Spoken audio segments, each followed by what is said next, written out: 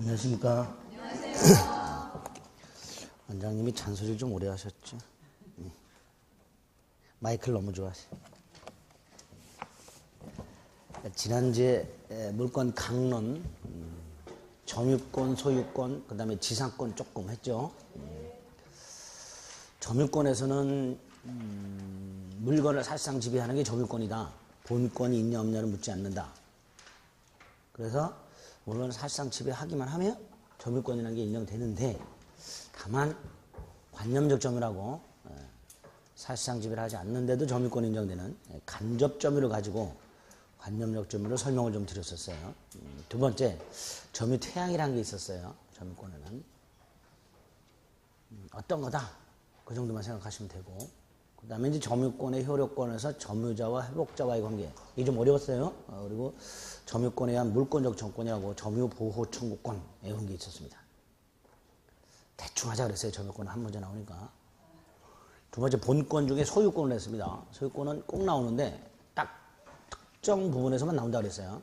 첫 번째 나오는 게 상린관계에 관련된 주의토지 통일권, 219조하고 220조, 그 주의토지 통일권의 뜻하고 요건, 이거 간단히 봤고요. 소유권 취득 중에서 법률 규정에 의한 소유권 취득이라고 취득시효, 제일 중요했죠. 특히 부동산 점유취득시효, 20년간 소유의 사로 평온하고 공연하게 부동산을 점유한 자는 등기함으로써 소유권을 취득한다. 그 부동산 점유취득시의 의의, 요건, 효과, 이거 봤습니다. 그 다음에 무주물 선점, 유실물 습득, 매장물 발견, 첨부, 이런 것들을 개념을 봤죠. 그 다음에 공동소유라고 해서 공유, 합유, 총유, 세 가지 개념과 특징, 차이가 어떤 거 있는지 말씀을 드렸어요. 그리고 이제 소유권을 제한하는 제한물권이 용익물권과 담보물권이 있는데, 그 중에 용익물권 중에서 지상권을 봤죠. 지상권의 뜻, 타인 소유 토지에서 건물, 공작물, 수목 따위를 소유하기 위해 그 타인 소유 토지를 사용하는 대표적인 용익물권입니다. 취득 중에서 특히 법률 규정에 한 취득이라고 법정지상권 2개, 305조 법정지상권하고 366조 법정지상권, 이거 말씀을 드렸고요. 존속기간, 존속기간은 민법에 두 가지 유형이 있다. 최장기간과 최단기간. 지상권에는 최단기간이 규정이 되어 있다. 갱신도 세 가지 방법이 있다. 약정갱신, 법정갱신, 갱신의 간접적 강제수단. 지상권에는 약정갱신은 당연히 있는 거고, 법정갱신은 없고, 갱신의 간접적 강제수단, 이런 게 있다고 그랬어요. 지상권의 효력, 특히 지상권 양도와 관해서 지상권을 양도하는 경우 지상물과 같은 건물은 어떻게 될까? 그래서 지상권 양도와 지상물 양도의 관계, 이걸 나중에 좀 살을 붙인다고 그랬습니다. 소멸과 관해서는 소멸의 사유는 안 했고요. 소멸의 효과, 지상권자는 토지를 원상에 회복해서 반환, 여기 소멸의 효과였죠. 거기까지. 그 다음에 이제 마지막으로 특수지상권이 남았어요. 입문서로 따지면 247페이지 특수지상권. 세 가지가 있습니다. 특수지상권에 구분지상권이 있고요, 분묘기지권이라는 게 있고요, 관습법상 또는 관습상, 어떻게 불러도 상관없습니다. 법정지상권 또는 그냥지상권, 어떻게 불러도 상관없어요. 하여튼 이렇게 세 가지가 있습니다. 그 중에서 요 놈은 우리 대법원이 두 가지, 현재 장묘문화가 대부분 화장으로 바뀌었다는 점, 두 번째, 장사 등에 관한 법률에서 타인 토지 위에 분묘 설치를 금지하고 있다는 점, 두 가지를 근거로 과연 이 분묘기지권이라는 걸 계속 유지할 필요가 있을까? 오랜 동안 인정됐던, 법에는 없으나 대법원이 인정했던 권리인데 요거 폐지할지 말지에 대해서 9월달에 공개 변론을 했어요. 그래서 올해 안에 대법원에서 요거 폐지할지 말지 판결이 나올 거예요. 그 판결에 따라서 설명을 할지 말지 결정이 됩니다. 계속 유지하면 설명해야 되고요. 폐지하면 전혀 볼 필요가 없습니다. 그때 가서 말씀드릴 거고요. 이거 머리 깨집니다. 머리 깨져. 오늘 개념, 그래서 이 두 가지 개념만 오늘 볼 거예요. 구분지상권과 관습상 지상권. 지난주에 지상권이란 건 타인 토지에서 건물이나 공작물, 수목 따위를 소유하기 위해 그 타인 토지를 사용하는 권리라고 그랬는데 이런 경우 갑소유 땅이 있고 을소유 땅이 있고 갑소유 땅이 있고 을소유 땅에 갑소유 땅이 낀 게 있어요. 그런데 갑이 건물을 이렇게 갖고 있어. 이때 갑이 건물과 건물을 이렇게 연결을 하고 싶어요. 하고 싶겠죠? 네. 지하에다 땅을 파가지고 지하 상가를 운영하고 싶어. 이때 갑은 을소유 땅을 사용할 수밖에 없는데 을소유 땅을 사용할 수밖에 없는데 지표는 사용할 필요가 없고 지하 몇 미터부터 몇 미터 지상 몇 미터부터 몇 미터 이렇게 지하나 지상의 특정 공간만 사용식하면 됩니다. 이렇게 타인 소유 토지의 지표는 사용하지 않고 지하나 지상의 특정 공간만의 사용수익을 목적으로 하는 지상권을 구분지상권 이렇게 부릅니다. 특징만 하나 기억하세요. 지상권은 건물, 공작물, 수목 소유 목적이에요. 그런데 구분지상권은 수목 소유 목적은 안 되겠죠. 네, 그래서 구분지상권은 수목 소유 목적의 구분지상권을 설정할 수 없다. 그 특징을 좀 나머지는 지상권하고 똑같아요. 똑같은데 수목 소유 목적의 구분지상권은 설정할 수 없다. 그것만 개념하고 특징하고 그것만 구분지상권에서는 기억을 하시면 됩니다. 그 다음에 관습상 법정상권은 우리 지난주에 305조하고 366조 법정상권이 있다고 말씀을 드렸어요. 그런데 법이 인정하고 있는 명문규정으로 인정하고 있는 법정상권이 꼴랑 2개예요. 그 말은 토지와 건물의 소유자가 이렇게 같았다가 달라지는 경우 토지 소유자와 건물 소유자가 달라지는 경우의 경우의 수가 굉장히 많아요. 셀 수 없을 만큼 많아요. 뭐 토지만 수용되거나 건물만 증여하거나 땅만 경매되거나 건물만 팔아먹거나 등등 토지와 건물이 존재하고 소유자가 동일한 상태에서 그 토지와 건물의 소유자가 달라지게 되는 경우의 수가 굉장히 많아요.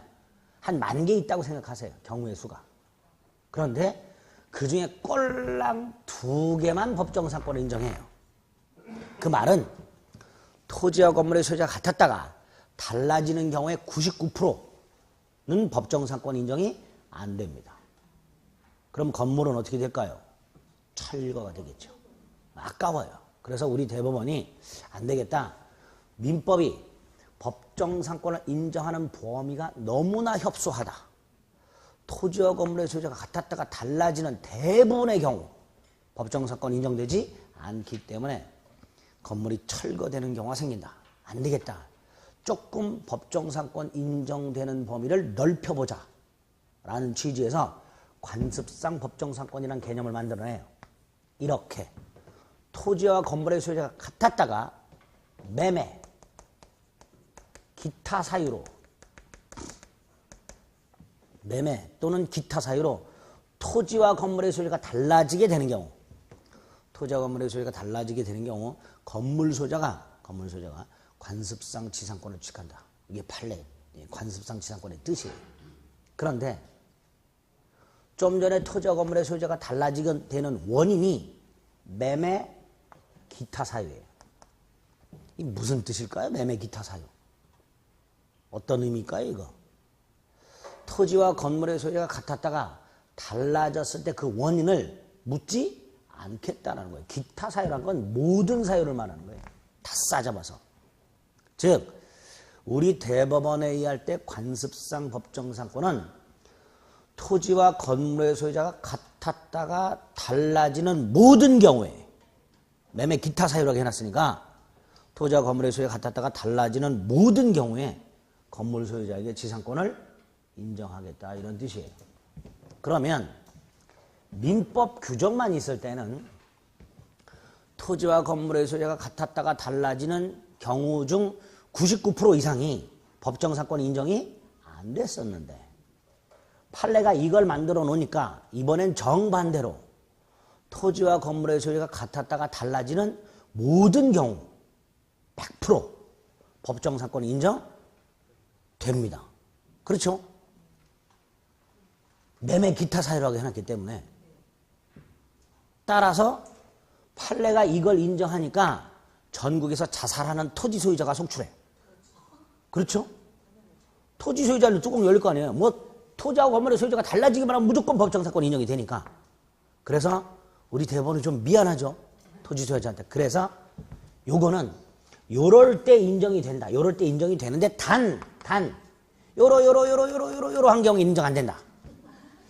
판례가 이렇게 말을 해요. 뭐하러 이런 짓거리 하는지 모르겠어. 근데 어쨌든 토지와 건물의 소유자가 갖다다가 달라지기만 하면 법정사건이 인정이 되는데 다만 요러 할 때는 인정이 안 돼 라고 한 것들이 있어요. 요거를 머릿속에 넣으셔야 돼요. 인정 안 되는 거. 요게 판례가 또 한 대법원 관습장 지상권을 검색을 하면 수천 개가 나옵니다. 다 외워야 되죠? 머리에 총 맞았어. 이걸 다 배우게. 그렇지. 그래서 이것도 지난주에 말씀드렸던 366조 지상권과 마찬가지로 시험 문제 자주 나오는 게 몇 개 있어요. 그것만 딱 살을 붙일 거예요. 그러면 대충 맞출 수 있습니다. 다만 맞추겠다는 환상은 버리세요.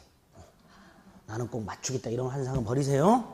오늘은 개념만 기억하시고 그 다음에 왜 문제가 되는지 그리고 뭐를 나중에 주목해서 살을 붙여야 될지 그것만 딱 생각해 주시면 됩니다. 아시겠죠? 네.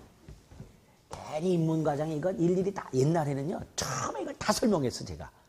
한 10년 전에는 인문과정에서 이 판례를 한 20몇 개를 다 설명을 했어. 가방을 싸서 가. 가방을 싸. 야 이건 내가 갈 길이 아니야. 그리고 가방을 싸서 가. 원장님들한테 욕을 먹어. 야 인마 너 자식아 인문과정에 이런 걸 왜 하냐고요.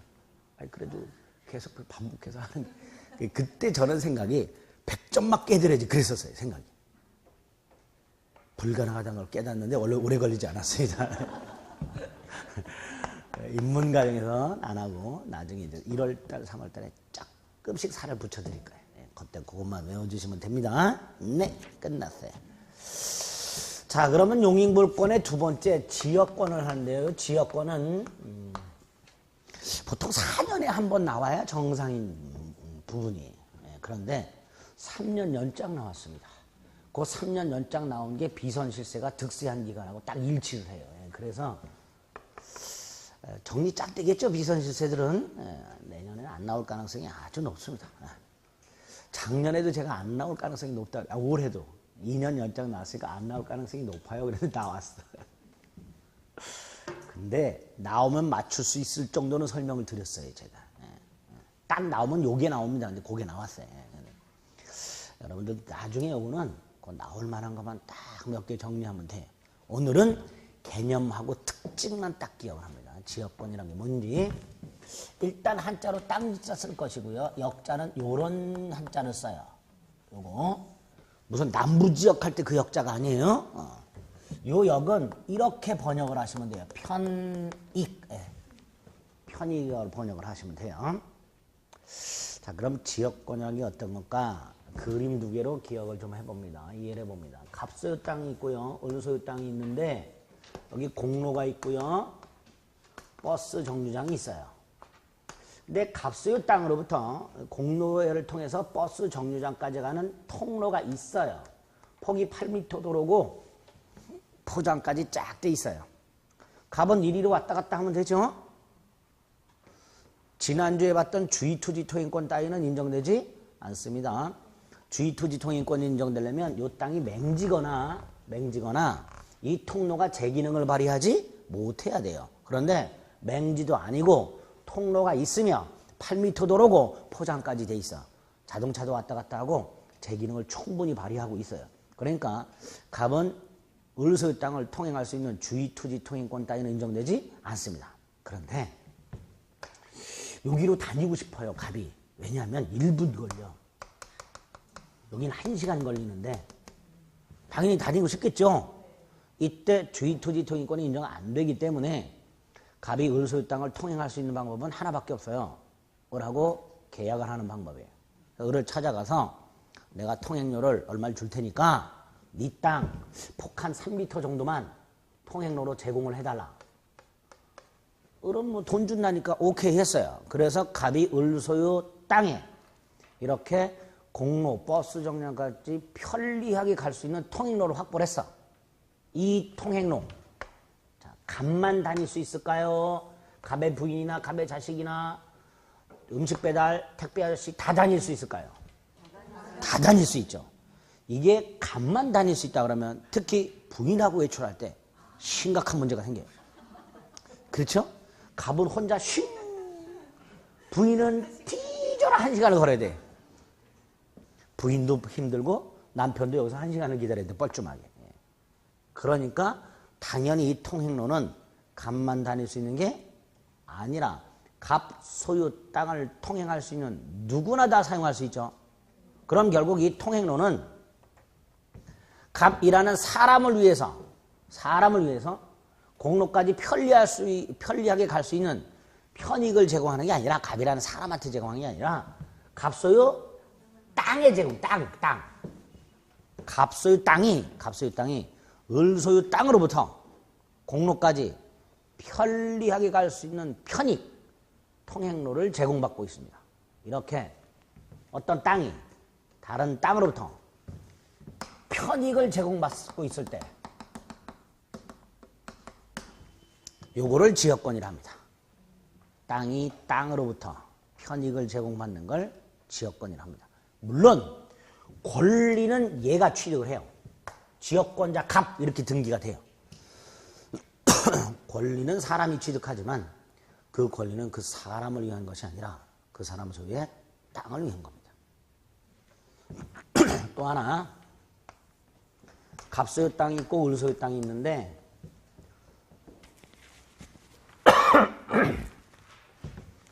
여기서 얘가 경작을 해요. 물이 필요해. 그런데 갑 소유 땅은 그 좋은 한일 자동 펌프를 설치해도 물이 안 나와요. 보통 한일 자동 펌프를 설치하면 물 걱정을 안 해야 되죠. 서서남 하창일 아저씨가 선전했잖아. 30년 전에. 예? 흑백 텔레비 시절에. 그쵸? 요새는 이제 한일 자동 펌프를 거의 생산 안 하는 것 같아요. 요새는 뭘 생산하죠? 믹서기. 네, 믹서. 가끔 정식 케이블 TV에 정식 그 홈쇼핑 말고 프로그램과 프로그램 사이에 한 광고성을 한 3, 4번 하는 거 있죠? 거기에 보면 한일 믹서기가 나와. 네. 빨간 벽돌을 갈아요. 그 믹서기가. 빨간 벽돌을 갖고 갈아. 혹하지요 또. 저도 약간 팔랑귀라서. 어쨌든 그 한일 자동 펌프를 설치해도 물이 안 나와. 그런데 을 소유 땅은 빨대만 꽂아도 물이 나와. 그러니까 당연히 갑은 을과 계약을 해서 펌프를 설치해가지고 물을 끌어오고 싶죠. 이 물, 갑 머리에 들이보여? 땅에 들이보여? 땅에 들이붓겠죠. 물을. 아니, 갑이 물을 끌어다가 샤워할 일도 없고 뭐 샤워할 거예요? 뭘 할 거예요? 갑한테 들이붓는 게 아니라 땅에 들이붓는단 말이지. 그러면 요 밑에 것도 갑이 아닌 갑 소유 땅이 을 소유 땅으로부터 물이라는 편익을 제공받고 있어요. 위에 건 통행지역권, 밑에 걸 용수지역권 보통 이렇게 부릅니다. 어쨌든 지역권은 이렇게 어느 토지가 타인 소유 토지로부터 편익을 제공받는 권리를 지역권이란다. 이렇게 기억을 하시면 돼요. 이 뜻이에요. 두 번째 특징, 이 편익을 제공받는 땅을 요역지라 합니다. 편익을 제공하는 땅을 승역지라 합니다. 그림에서 보시면 알겠지만 요역지는 일필토지 전부여야 되고요. 승역지는 일필토지 일부여도 되지요. 그러니까 요역지는 일필토지 전부여야 하지만 승역지는 일필토지 전부 또는 일부여도 무방하다라는 특징이 보입니다. 두 번째, 얘가 여기를 통행을 한다. 즉 통행로가 확보됐다. 이때 이 통행로, 을은 사용을 못할까요? 예를 들어서 갑이 여기다 담벼락을 딱 치고 자기만 독점적으로 사용할 수 있을까요? 을도 이 빗금 지분본을 사용할 수 있을까요? 사용할 수 있겠죠. 갑이 통행할 때 을도 왔다 갔다 할 수 있는 거예요. 다시 말해서 보통 물권은 배타적이고 독점적이에요. 지상권 같은 경우는 갑소유 땅에 을이 지상권을 설정을 해놓으면 이 지상권자가 이 땅을 사용식을 하고 갑은 사용식을 못해요. 예? 배타적이고 독점적이야 지상권은. 그런데 지역권은 갑이 을소유 땅에 설령 지역권을 갖고 있다 하더라도 그 땅, 을도 사용할 수 있어요. 을도. 그래서 지역권의 객체가 되는 이 승역지에 대해서 비배타적이고요. 나아가 이 승역지를 지역권자뿐만 아니라 승역지 소유자도 사용할 수 있어요. 이걸 공용적 성격이라고 해요. 지역권의 특징 두 번째예요. 요역지는 일필토지 전부여야 한다. 승역지는 일필토지 전부 또는 일부여도 무방하다. 또 하나, 지역권은 비배타적, 공용적 성격이 있다. 네? 됐죠? 마지막으로 지역권은 요역지를 위한 권리죠. 그렇죠? 그러니까 요역지와 운명을 같이 해요. 그 말은 예를 들어서 갑이 요역지를 팔아. 그럼 소유권이 넘어가겠죠. 요역지 소유권이. 그럼 지역권도 함께 넘어가요. 이렇게 요역지와 운명을 같이 하는 성질이 있습니다. 이 성질이 세 가지가 있어요. 부종성, 수반성, 불가분성이라고. 근데 이게 조금 어려워요. 조금 어려운데 오늘은 기본 뼈대만 잡아두세요. 요역지를 위한 권리다 보니까 요역지와 운명을 같이 한다. 예를 들어서 요역지 소유권이 이전되면 지역권도 이전된다. 이렇게 여기까지 딱 오늘은 지역권을 생각하시면 돼요. 나머지는 쳐다보지 마세요. 쳐다보면 머리 아파. 이렇게 용익물권 세 가지 중에서 지상권과 지역권을 봤습니다. 하나 남았어요. 전세권. 이것도 중요해요. 한 문제 꼭 나오는데 중요한데 어려워.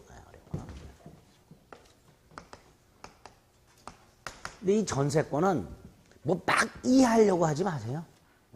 잘 안 돼요, 이해가. 그래서 그냥 시험 문제에 나오는 조문과 몇 가지 중요한 판례들을 거의 외운다 생각하시고 접근하시면 돼. 그럼 맞출 수 있어요. 이해를 안 해도. 먼저 이 전세라는 말은 우리가 흔히 많이 써요. 그렇죠? 아파트 전세 뭐 이런 말 많이 써요. 신문에도 무슨 전세난 뭐 이런 말 쓰죠. 이거하고는 전혀 다르다는 거. 그걸 먼저 생각하셔야 돼요. 다만 내용은 굉장히 비슷해요. 전혀 다른데 내용은 굉장히 비슷해요. 왜 다른가? 우리 아파트 같은 거 전세로 들어가서 살 때 전세권 등기 같은 거 거의 안 합니다. 그렇죠? 여러분들 아파트 소유하시는 분들 중에 누군가에게 전세로 놨다 아파트를 그 들어오는 사람한테 전세권 등기 해주나? 안 해줍니다. 반면에 민법상 전세권은 반드시 전세권 등기를 해야 돼요. 그러니까 위에 아파트 전세는 전세권 등기를 하지 않는 전세예요. 물론 이것도 전세권 등기 왕왕 하는 경우 있습니다. 있으면 그러면 전세권이 돼요. 그런데 전세권 등기를 하지 않았다.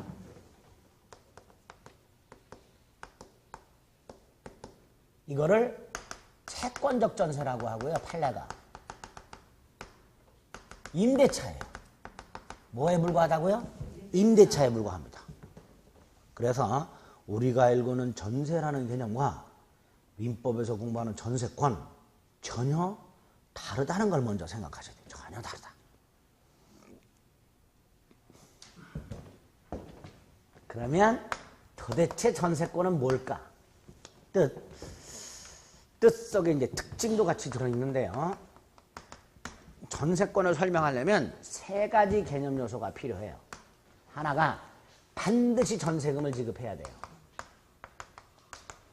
반드시 전세금을 지급하지 않기로 하면 무효예요. 반드시 지급해야 돼요. 그런데 요 경우도 전세금 지급하죠. 근데 아파트를 전세할 때 온전세도 있고 반전세도 있고 온월세도 있고 그렇죠. 그럼 온월세 같은 경우에는 전세금 안 줘도 되는 거예요. 그렇죠.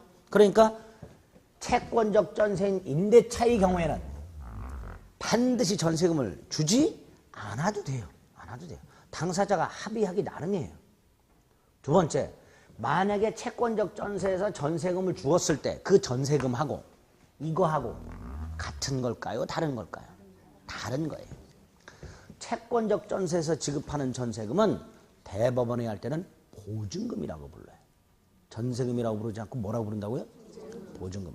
따라서 여러분들 앞으로 실무하실 때도 채권적 전세 같은 경우 전세금 얼마 그러지 마시고 보증금 얼마 이렇게. 근데 꼭 보증금이라고 하면 월세로 줘야 될 것 같아요. 그렇죠?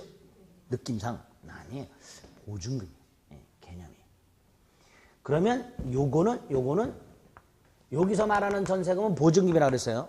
그럼 요건 뭐냐? 요거는 일단 요것도 보증금 기능은 기본적으로 있어요. 이때 보증금이라는 건 손해배상 충당금이에요. 보증금은 무슨 뜻이라고요? 손해배상 충당금이에요.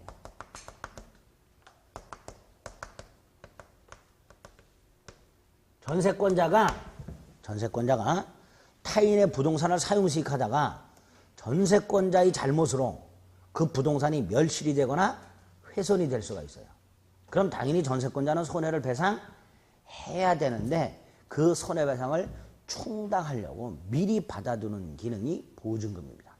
일단 전세금에는 이 기능이 기본적으로 들어있어요. 채권적 전세는 이 기능만 있는 거예요. 채권적 전세에서 전세금은. 그런데 전세권자의 전세금은 이 기능에다가 두 번째, 전세권자가 설정자한테 설정자란 그 부동산 소유자를 말하겠죠. 자기 부동산의 전세권을 설정해주는 사람. 이 설정자에게 목돈을 믿고 빌려주는 거예요. 결국 전세금은 빌려주는 돈이에요. 누가? 전세권자가. 이걸 신용수수라 합니다. 옥수수 아니에요. 사탕수수도 아닙니다. 신용수수예요. 목돈을 빌려주는 기능이 하나 있어요. 마지막으로 설정자는 전세금을 받아서 그 전세금을 은행에 넣어두면 이자가 나오겠죠. 그 이자가 사용대가예요. 사용대가의 성격이 있어요. 따라서 전세권을 설정할 때는 전세권자는 타인 부동산을 사용수익하는데 이 전세권을 설정할 때 그 사용 수익에 대한 대가 지급 약정한다 안 한다. 전세권 설정할 때 전세권자와 설정자가 사용 대가를 지급하기로 약정을 할까요 안 할까요? 안 해요. 이게 사용 대가의 성격이 있기 때문에. 그래서 전세권에는 타인 부동산 사용 대가 지급에 관한 규정이 전혀 없습니다. 반면에 여기는 반드시 사용 대가인 차임을 지급하도록 하고 있어요. 임대차는 반드시 차임을 지급해야 돼요. 어떤 형식으로든. 아시겠죠? 네. 만약에 차임을 지급하지 않기로 하면 이건 임대차가 아니라 사용대차라고 부릅니다. 임대차는 반드시 사용대가를 따로 지급하도록 되어 있는 반면에 이거는 이자가 사용대가의 성격이 있다. 이렇게 얘기를 합니다. 이렇게 세 가지 기능이 있는데 물론 채권적 전세에서 전세금도 우리가 상식적으로 생각할 때 이런 기능이 다 있지요. 그렇죠? 대법원에 할 때는 없어요. 아시겠죠? 대법원에 할 때는 없어요. 현실적으로는 있어요. 그러나 대법원에 할 때는 채권적 전세 전세금은 무슨 기능만 있다? 요것만 있는 거예요. 요것만. 아시겠죠? 그래서 헷갈려요. 대법원은 현실과는 맞지 않는 생각을 하고 있는 거예요. 어쨌든 우리 대법원에 할 때 채권적 전세 전세금은 보증금이고 손해배상 충당 기능만 있는 반면에 전세권에서의 전세금은 보증금 기능 외에 신용수수 및 사용 대가의 성격까지 있습니다. 이렇게 세 가지 기능이 있기 때문에 반드시 지급을 해야 돼요. 여기까지 하나. 어쨌든 이렇게 전세권은 전세금을 반드시 지급해야 되고요. 두 번째, 부동산, 토지 또는 건물, 부동산을 용도에 따라 사용시켜야 돼요. 전세권자는 토지 또는 건물을 용도에 따라 사용수익을 해야 돼요. 타인 부동산을 사용수익하니까 무슨 물권이에요? 용익 물권이에요. 임야 전세권자라면 나무를 심어야 돼요. 건물 지으면 안 돼요. 대지 전세권자라면 건물을 지어야 돼요. 주거용 건물의 전세권자는 주거용으로 사용해야 돼요. 이때 주거용 건물의 전세권자는 주거용으로 사용수익하겠죠. 이 범위 내에서는 이거하고 똑같아져요. 그렇죠? 아파트 주거용이죠? 임대차 하면 주거용으로 사용하죠? 이 범위 내에서는 전세권과 내용이 똑같아집니다. 어쨌든 전세권 자체는 부동산, 토지 또는 건물을 용도에 따라 사용수익을 합니다. 용도 외로 사용수익하면 안 돼요. 따라서 전세권의 사용수익 목적은, 사용수익 목적은 용도에 의해서 제한받고 있다. 이렇게 얘기를 합니다. 전세권의 목적물 사용수익은 그 목적물의 용도에 따라 제한을 받고 있다. 이렇게 얘기를 해요. 됐죠? 또 하나, 이게 결정적으로 채권적 전세와 다른 점입니다. 나중에 전세권이 만료가 됐을 때 설정자는 전세금을 반환을 해야 되는데, 만약에 설정자가 전세금을 반환하지 않으면 전세권자는 이 목적물을 임의 경매를 넣어서, 무슨 경매? 임의 경매를 넣어서 자신의 전세금을 우선해서 변제받을 수가 있어요. 자, 경매는 두 가지 경매가 있습니다. 강제 경매하고 임의 경매하고. 근데 이 임의 경매는 원래 민사집행법상 정식 명칭이 담보권 실행 경매예요.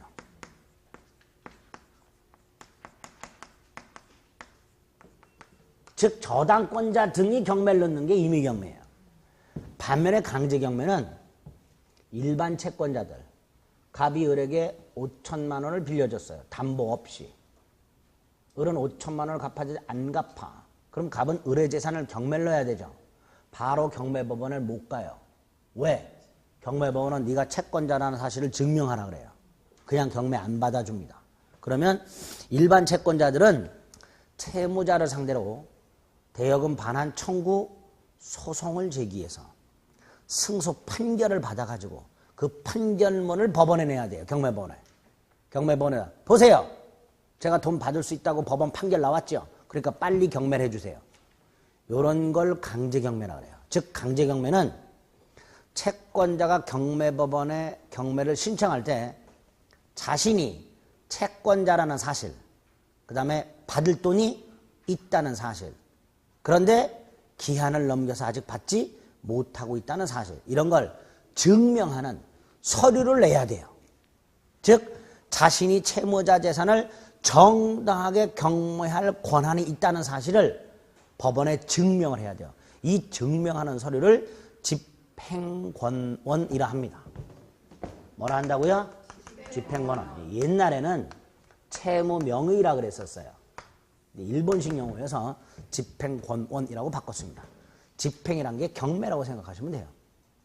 경매할 수 있는 정당한 권원, 이걸 제출해서 경매를 시작하는 걸 강제경매를 합니다. 반면에 아파트를 담보로 제공하고 은행으로부터 주택담보대출을 받게 되면 은행은 아파트에다 저당권 따위를 설정하게 되는데, 이 저당권자 등은 담보물권자라고 부르고요. 이 사람들은 돈을 못 받으면 등기부에 저당권자로 등기되어 있겠죠. 이게 집행권원이 돼요. 등기 자체가.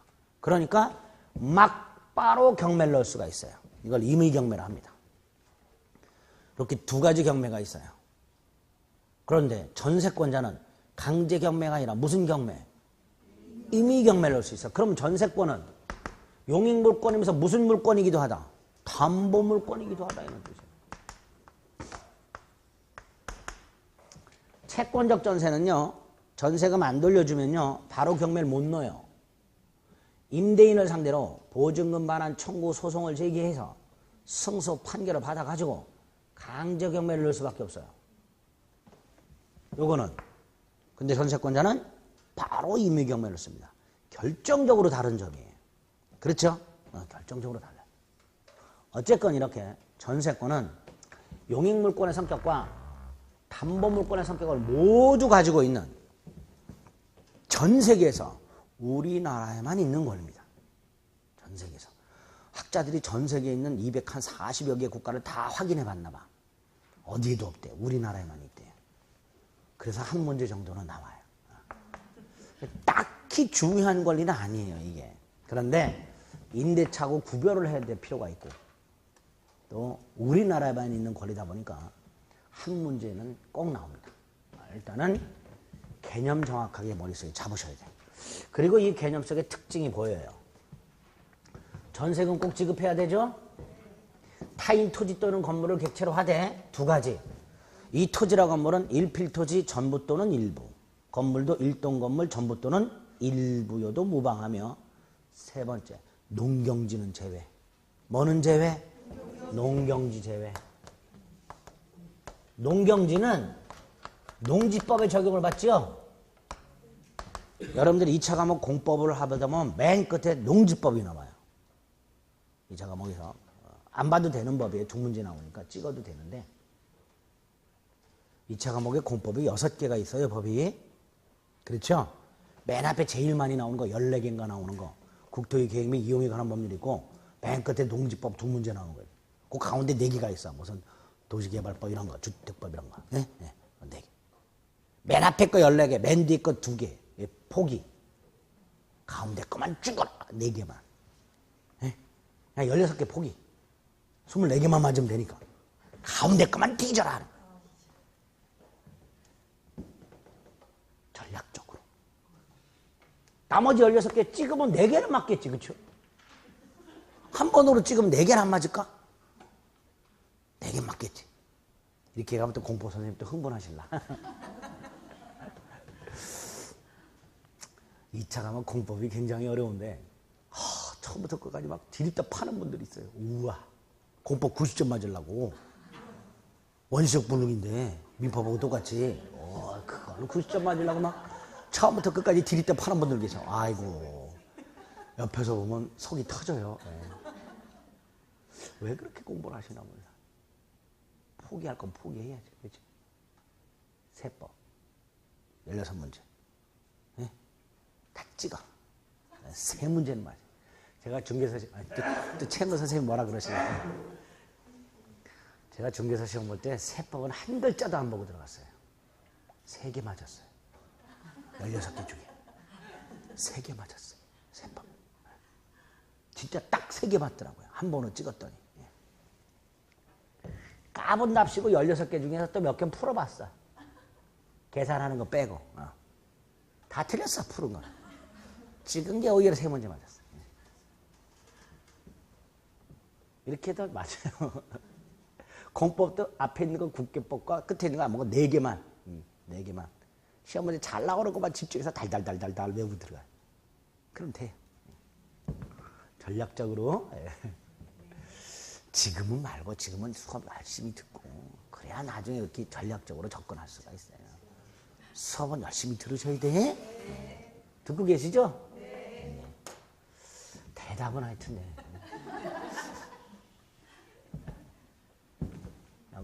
농경지는 제외된다는 거. 농지법에 보면 농지법의 대원칙이 작용이에요. 작용. 서작제도 철폐로 해서 만들어진 게 농지법이어서 작용을 원칙으로 합니다. 따라서 농지임대차 원칙적으로 금지가 돼요. 농지법에서 정해져 있는 요건을 갖췄을 때만 농지임대차나 위탁경영이 가능합니다. 그래서 농경지는 지상권을 설정할 수도 없고 전세권을 설정할 수도 없고 그렇습니다. 어쨌든 농경지는 제외 이렇게 되죠. 그리고 용익물권의 성격과 뭐까지 갖고 있는 담보물권의 성격까지 갖고 있는 이런 걸 전세권이라 한다. 그래서 의의하고 특징은 머릿속에 딱 됐죠? 네. 두 번째, 이런 전세권을 어떻게 취득할까? 취득하는 방법. 뭐하고 뭐가 있을까요? 취득하는 방법 2개.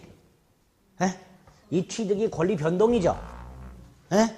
취득 원인이 법률 요건이죠. 법률 요건에 뭐하고 뭐가 있었어요? 법률 행위하고 법률 규정하고 이거는 지금 몇 번을 반복을 했어. 권리 취득 변경 소멸을 권리 변동이라 했고 법률 효과라 했고 이걸 발생하는 원인을 법률 요건이라 했고 법률 요건에는 법률 행위와 법률 규정이 있다. 이 계속 써먹는다 그랬잖아요. 그러니까 전세권을 취득하는 방법도 이거 아니면 이거야. 근데 전세권을 취득하려면 반드시 뭘 줘야 돼요? 전세금을 줘야 되는데 전세금을 줄 때는 얼마를 줄지 양당 사자가 합의를 하겠죠. 그래서 전세권은 대부분 법률 행위로 취득을 합니다. 법률 규정으로 취득하는 경우는 상속자의 같은 경우밖에 없어요. 전세권자가 사망했을 때 그 사망한 전세권자의 상속인이 전세권을 취득. 이건 법률 규정이에요. 이렇게 187조를 통해서 취득하는 경우 외에 무슨 법정 전세권 있다고 없어요. 전세권은. 그래서 전세권은 99% 이상 뭘 통해서 취득한다? 계약, 법률 행위. 그래서 부동산 소유자, 즉 전세권을 설정해 주고자 하는 자하고 그 남의 부동산에 전세권을 취득하고자 하는 자 사이에서 계약을 하고 플러스 법률 행위로 인한 부동산 물권 취득이죠. 그러니까 당연히 186조가 적용돼서 뭘 해야 돼? 전세권 등기 반드시 해야 돼. 그래서 아까 채권적 전세와 다른 점이 요거라 그랬어요. 반드시 전세권 등기를 해야 돼요. 하나가 더 필요해요. 뭐가 필요할까요? 뭐가 필요할까요? 전세금 지급 꼭 필요하죠. 그래서 법률 행위에 의해서 전세권을 취득하려면 전세권 설정 계약을 하고 전세금을 지급하고 전세권 등기까지 해야 되는 세 가지를 갖추면 법률 행위를 통해서 전세권을 취득하게 됩니다. 그래서 아까 채권적 전세 경우는 요 두 개만 하는 거예요. 그렇죠? 거기다 등기까지 하면 뭐가 된다? 전세권이 되는 거예요. 전세권이. 이때 목적 부동산을 인도하는 것, 설정자가 전세권자에게 목적 부동산을 인도하는 것, 이건 요건이 아니에요. 지금 요건 세 가지라고 말씀드렸어요. 계약을 하고 전세금 지급하고 전세권만 등기하면 전세권이 성립을 해. 따라서 인도는 성립 요건이 아니야. 그러니까 설정자가, 부동산 소유자가 전세권자에게 설령 부동산을 인도하지 않았다 하더라도 요 세 가지만 갖추면 전세권은 성립한다. 이렇게 말을 합니다. 즉 목적 부동산의 인도는 전세권의 성립 요건이 아니다. 이렇게 기출이 된 바가 있습니다. 아시겠죠? 인도는 성립 요건이 아니에요. 이렇게 법률 행위를 통해서 취득하는 경우가 대부분. 자, 세 번째. 지난주에 지상권에서도 봤던 존속기한 및 갱신의 문제가 생겨요. 요거 조문 외우셔야 돼요. 312조고 313조. 312조고 313조. 전세권 존속기간에 관련된 조문을 좀 외우실 필요가 있습니다. 일단 전세권의 존속기간은 기본이 원칙이 최장 10년. 최장이라고 되어 있으니까 10년 넘지 못한다. 넘으면 단축시켜버립니다. 전세권 계약을 할 때 기간을 13년으로 정했다. 그러면 10년으로 단축을 시켜버려요. 10년 넘지 못한다. 기간을 제한하는 거예요. 그렇죠? 이렇게 되어 있고요. 다만 건물 전세권만은 토지 전세권은 아니고요. 건물 전세권만은 기간을 1년 미만으로 정했을 때 1년으로 본다라고 해서 건물 전세권만은 최단 1년을 보장해주고 있습니다. 건물 전세권만은 토지는 안 돼요. 건물 전세권만 1년 미만으로 정했을 때 1년으로 봅니다. 세 번째, 기간을 정하지 않았다. 지상권에서는요. 지상권 존속기간을 정하지 않아도 법에서 기간을 정해줘요. 30년, 15년, 5년 이렇게. 그런데 전세권은 기간을 정하지 않으면 그냥 기간에 정함이 없는 전세권이에요. 전세권의 존속기간을 정하지 않았을 때 그 기간은 10년이 된다 그러면 큰일 납니다. 10년은 최단기간이야 최장기예요. 기간을 보장해 주는 게 아니에요. 따라서 전세권 존속기간을 정하지 않았을 때 10년을 본다 그러면 큰일 나고요. 단순히 기간의 정함이 없는 전세권입니다. 기간을 정하지 않으면 그냥 기간의 정함이 없는 전세권이에요. 이때 313조에서 뭐라고 돼 있냐면 각 당사자라 하면 전세권 설정해 준 사람하고 전세권자 둘을 말할 거예요. 이 각 당사자는 아무 때나 언제든지 전세권 소멸을 통고할 수 있도록 해놨어요. 설정자가 전세권자에게 전세권 소멸한다 라고 통고를 해도 되고 전세권자가 설정자에게 전세권 소멸한다 라고 통고를 해도 돼요. 어쨌든 누가 됐든 아무 때나 언제든지 전세권 소멸을 통고할 수 있고 이 통고를 받은 날로부터 누가 통고를 했든 받은 날로부터 6개월이 경과하면 전세권은 소멸하도록 규정을 하고 있습니다. 이런 조문들은 기술적 조문이기 때문에 왜 이렇게 해놨나요? 왜 굳이 6개월이라고 해놨나요? 3개월이나 1년으로 안 해놓고 이런 건 생각하면 안 되는 거예요. 이런 건 외워야 되는 것들이에요. 이런 거. 이렇게 해놨기 때문에 일단 존속기 관련된 3가지를 머릿속에 넣으셔야 돼요. 그 다음에 갱신. 지난주에 민법상 계약이나 권리를 갱신하는 방법이 3가지가 있다 그랬어요. 약정갱신과 법정갱신과 갱신의 간접적 강제. 3가지가 있다 그랬어요. 전세권에는 갱신의 간접적 강제는 없고 약정갱신과 법정갱신만 인정됩니다. 약정갱신은 뭐 굳이 법에 규정이 없어도 인정되죠? 인정돼요. 다만 저 최장기 10년만 지켜주면 돼요. 전세권을 갱신하는 경우에도 10년을 넘지 못한다. 이렇게 돼요. 문제가 법정갱신이에요. 이 법정갱신도 건물전세권에만 인정이 돼요. 뭐에만 인정된다고요? 건물전세권에만. 그래서 민법상 전세권 중에 건물전세권에만 규정이 있는 게 2개. 최단기 1년 보장하고 법정갱신하고. 이 2개는 토지전세권에는 없고 뭐에만 있다? 건물전세권에만 있다.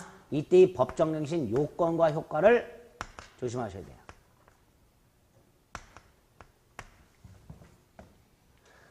우리 시험범위에 존속기간이 5군데 나오고요. 그 중에 지상권에서 하나 받고 오늘 하나 본 거예요. 우리 시험범위에 법정갱신이 4개가 있어요. 그 중에 첫 번째가 이거예요. 이거 다 비슷비슷하기 때문에 볼 때마다 구별해서 외우게 노력해야 돼요. 자, 건물전세권의 법정갱신은 건물전세권 존속기한이 만료가 되기 전 6개월 전부터 1개월 전 요 사이 6개월 전부터 1개월 전 요 사이에 건물전세권 설정자가 전세권자에게 기간이 만료가 되면 건물을 비워달라 이런 걸 갱신 거절 통지를 합니다. 이렇게 기간이 만료가 되면 건물을 비워달라라는 통지를 하지 않았을 때 법정갱신이 돼요. 이건 안 했을 때. 이럴 때 법정갱신이 됩니다. 기억하셔야 될 거 언제부터 언제까지 사이에? 6월부터 1월까지 요 사이에 통지를 안 해야 돼요. 뒤집어 말하면 설정자 입장에서 법정갱신을 저지하려면 건물 전세권자 입장에서 전세권이 만료가 됐을 때 전세권자를 내보내려면 약정갱신을 안 해주겠죠. 합의로 갱신은 안 해줄 거예요. 두 번째, 법정갱신을 막아야 되죠. 법정갱신을 막으려면 통지를 해야 돼요. 언제부터 언제 사이에? 6개월 전부터 1개월 전 사이에. 그러면 법정갱신을 막을 수가 있어요.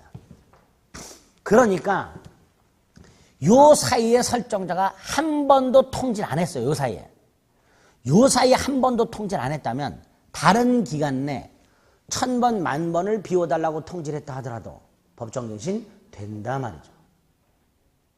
예? 요 사이에 통지를 안 했다면 다른 때 예컨대 7개월 남았을 때부터 비워달라고 했어. 20일쯤 나왔을 때 비워달라고 그랬어. 근데 요 사이에는 안 했어. 그럼 법정갱신 된다라는 거예요. 된다. 요 사이에 안 했기 때문에. 아시겠죠? 그래서 요걸 꼭 기억하셔야 돼요. 요거 주택임대차에도 똑같은 게 나와요. 주택임대차. 그래서 주택임대차에서 써먹어야 돼요. 이거를 이해해서. 다시 한번 법정갱신은 요 사이에 통지하지 않았을 때 법정갱신이 돼요. 따라서 법정갱신을 저지하려면 반드시 요 사이에 통지를 해야 돼요. 따라서 요 사이에 통지를 안 했다면 다른 기간 동안 10,000번을 통지하더라도 법정갱신은 된다는 거. 자꾸 헷갈려요 이거. 아니 통지했는데 왜 법정갱신이 되냐고. 요 사이에 통지를 해야 법정갱신을 막을 수 있다니까. 그러니까 요 사이에 안 했다면 다른 때 백날 통지해 봐야 법정갱신 된다는 거 잊지 마세요. 아시겠죠? 요건이 이렇게 좀 까다롭게 되어 있어요. 그 다음에 효과. 법정갱신이 되면 조건이 문제가 되겠죠? 조건은 그전 전세권하고 동일해요. 뭐하고 동일하다? 그 이전의 전세권하고 동일해요. 단 기간은 정함이 없는 게 돼요. 다른 건 다 똑같은데 뭐만은 정함이 없다? 기간은 정함이 없다. 그래서 다시 이걸로 가요. 그래서 건물 전세권이 법정갱신이 되면 다른 조건은 다 이전 전세권하고 동일하되 기간은 정함이 없는 걸로 되기 때문에 각 당사자는 언제든지 소멸을 통고할 수 있다. 이렇게 해석을 합니다. 됐죠? 일단 입문 과정에서 전세권에서 여러분들이 머리에 넣어둘 게 딱 여기까지예요. 근데 요거 말고 효력하고 소멸이 나옵니다. 요거는 조금만 쉬었다가 간단히 말씀을 드릴게요. 요거 지우지 마시고 쉬는 시간에 저만 쉬는 거예요. 아시죠? 쉬는 시간은 저만 쉬는 시간이야. 쳐다보시고 머리에 외우세요. 오늘. 예?